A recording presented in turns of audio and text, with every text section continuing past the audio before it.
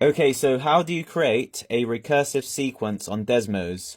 Let's use the Fibonacci sequence for an example. So we've got the Fibonacci sequence over here, the first 8 terms. F1 is equal to 1, F2 is equal to 1, F3 is equal to F2 plus F1, which is 1 plus 1, which is 2.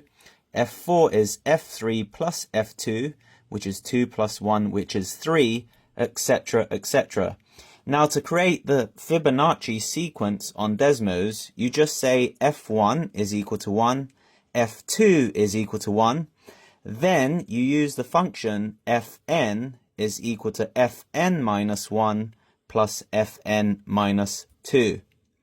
Now, to get the entire sequence, let's say you want it up to 8 terms, you just throw the set 1 to 8 into this function here. You replace the n with 1 to 8, and you'll get the first 8 terms of that sequence. If you want further terms, you can say 1 to 100 or 1 to 200.